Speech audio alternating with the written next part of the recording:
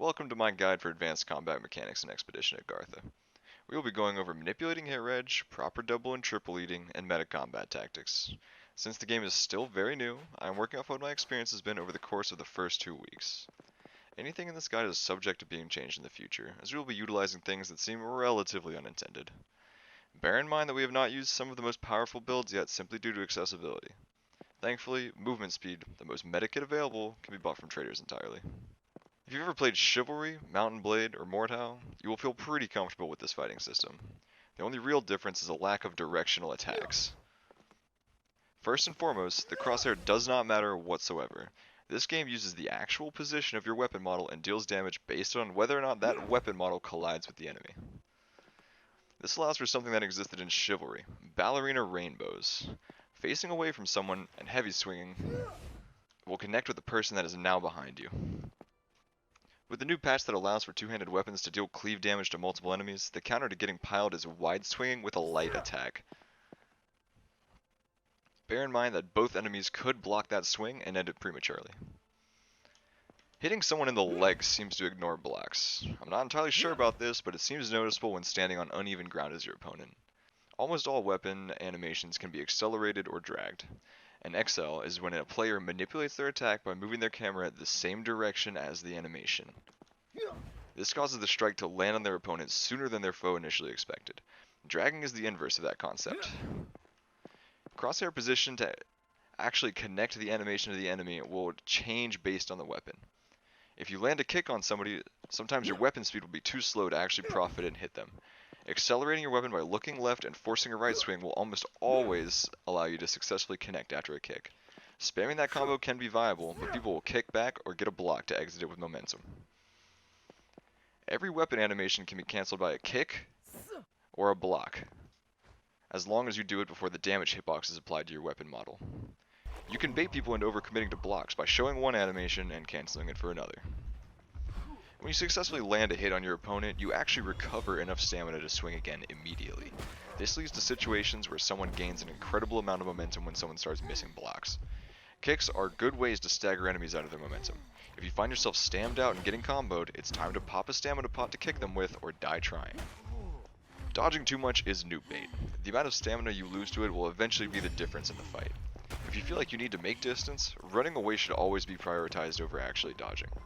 Having a movement speed kit or a jump kit makes this far easier to accomplish, and it's a big reason that leather armor plus movement speed is meta for solos. Maybe running a max to dodge kit will make spamming this viable. Relying on a pure damage build is preying on your opponent's skill difference. Status effects are the actual deciding factors when in an attrition otter battle. Bleeds demand attention and give more opportunities for counterattacks. Bone breaks seem far more powerful for solos, as it allows you to slowly stack negative debuffs on your enemy that they are unlikely to actually remove. Every successful swing on an enemy will refresh the status effect to 100 seconds and add more status magnitude. These debuffs will eventually allow you to run them out of stamina and kill them. Food is Valheim rules. When two equally geared players engage with each other, the fight will be decided by stamina management and attrition. When you are using good food and good potions, you're playing a different game. When your fullness reaches 100 or you eat 4 times total, you will enter a debuff state where you have half your stamina. This is a death sentence. Food management is all about having the maximum amount of buffs applied while not entering the overfull state. As of now, Go Curry and Rice is the most easily cookable and powerful buff. At plus 200 HP with 10 health a second alongside a plus 100 stamina buff, you double eat it to reach 80 fullness with the highest combined health and stamina bar. This is RuneScape rules. You can angler to Cerebrew into a Karambwan and attack a Guthix Rest on top. 2 instances of Goat Curry will allow you to fight in the highest bracket with little to worry about. 3 instances will give you the Giga Rich Boy buff that turns you into a constantly overhealing Chad with the default amount of stamina, but if it's a fight longer than 5 to 10 minutes, you will lose due to the overfullness you committed to early. It can be useful to end a close fight by entering the overfull state and chugging stam pots as you press the opponent hard.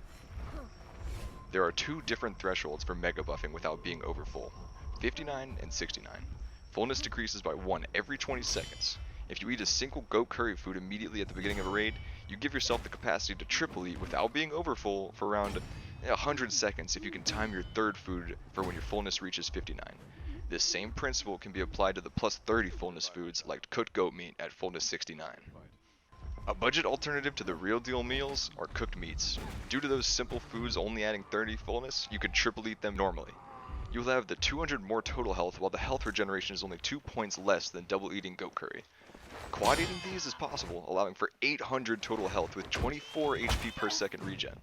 The major downside is that it only lasts for half the amount of time. Remember fellas, if there's a way to kill yourself, it is considered an honor battle.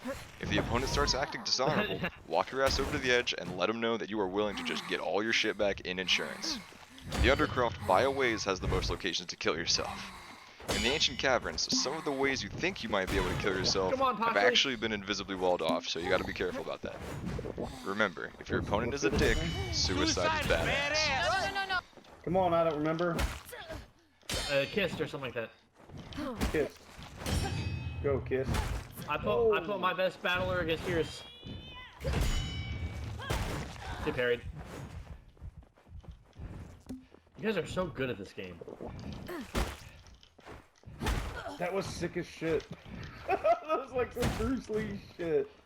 Like some shit you see out of the Matrix.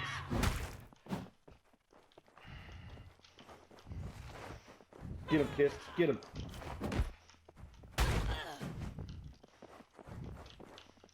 Toss him around like a salad.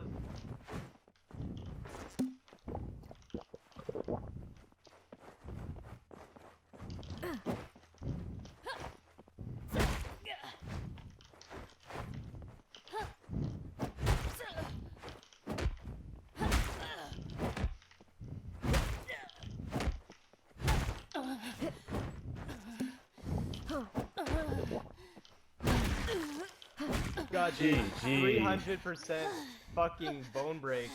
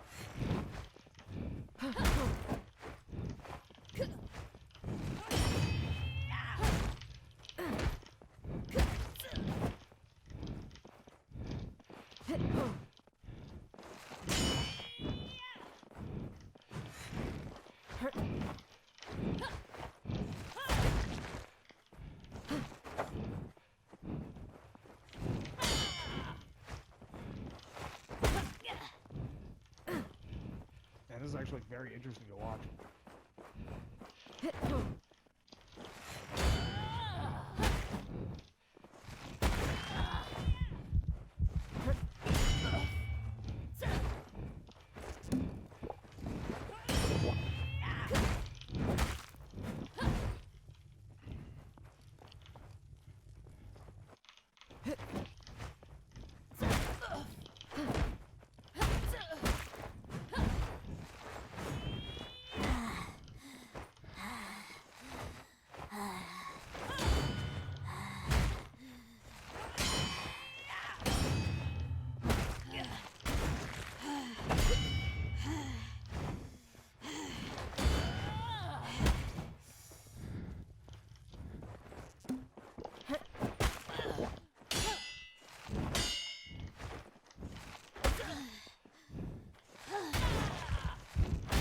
Oh, good fight, good fight.